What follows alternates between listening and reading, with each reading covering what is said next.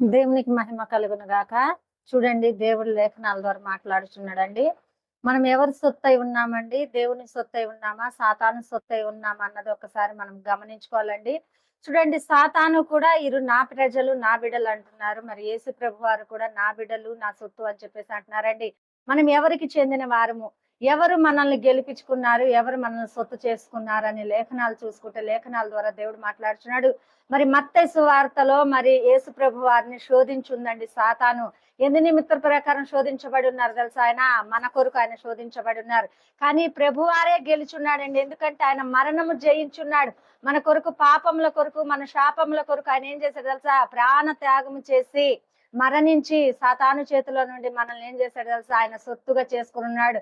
కాబట్టి మనం ఏం చేస్తున్నాం తెలుసా? ఇప్పుడు సాతాను సొత్తు కాదండి, యేసు ప్రభు వారి సొత్తు. మనం దేవుని సొత్తు అయి మనం ఉన్నాము కాబట్టి మనం సాతాను సంబంధికులం కాము, దేవుని సంబంధికులం కాబట్టి, దేవుని బిడ్డలము కాబట్టి మనము చూడండి, దేవుడు మనకు నడిపిస్తున్న విధానం బట్టి మనకు అర్థమైపోతుందండి ఎవరి సొత్తు అన్నది. మనం ఇంకా భ్రమపడుచున్నామేమో, సాతాను సొత్తు, సాతాను సొత్తు అని చెప్పేసి.